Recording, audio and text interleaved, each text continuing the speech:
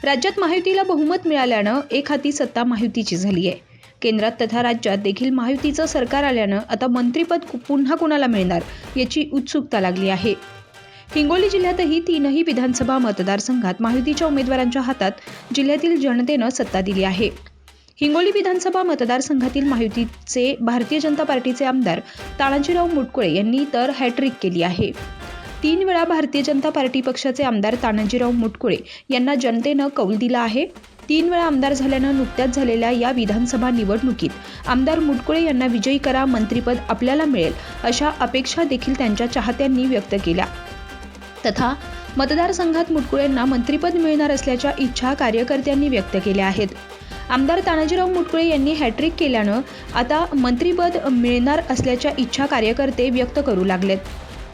त्यांच्या मतदारसंघातील असलेला दांडगा संपर्क, मतदारसंघात केलेला विकास, आजपर्यंत भारतीय जनता पार्टी पक्ष वाढवण्यासाठी केलेलं काम आणि त्यांच्या जमेच्या बाजू असताना मंत्रिपद मिळणार असल्याच्या चर्चा ऐकायला मिळत आहेत।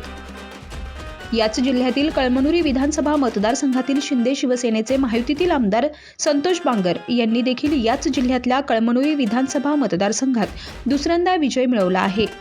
यांचे तर निवडून येण्या अगोदरच हिंगोली शहरात भावी मंत्री अशा आशयाचे बॅनर झळकल्याचं पाहायला मिळालंय। आमदार संतोष बांगर यांना मंत्रिपद मिळणार असल्याच्या चर्चा आता मतदारसंघात होऊ लागल्यानं चर्चेचा विषय बनला आहे।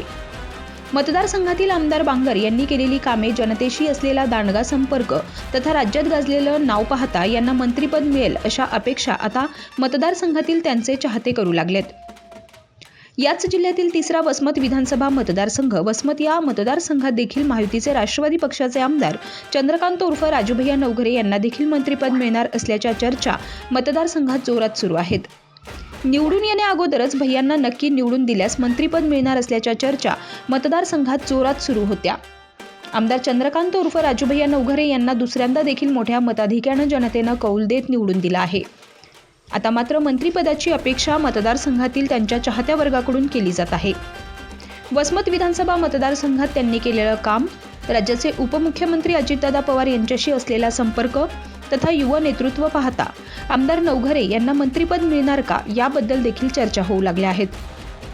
हिंगोली विधानसभा मतदारसंघातील आमदार तानाजीराव मुटकुळे, कळमनुरी विधानसभा मतदारसंघातील आमदार संतोष बांगर, वसमत विधानसभा मतदारसंघातील आमदार चंद्रकांत उर्फ राजूभैया नवघरे या तिन्ही आमदारांच्या मतदारसंघात आमच्याच नेत्याला मंत्रिपद मिळणार असल्याच्या चर्चा होत असताना आता या तिघांपैकी कोणाला मंत्रिपद मिळणार याबद्दल मात्र त्या मतदारसंघात उत्सुकता लागली आहे।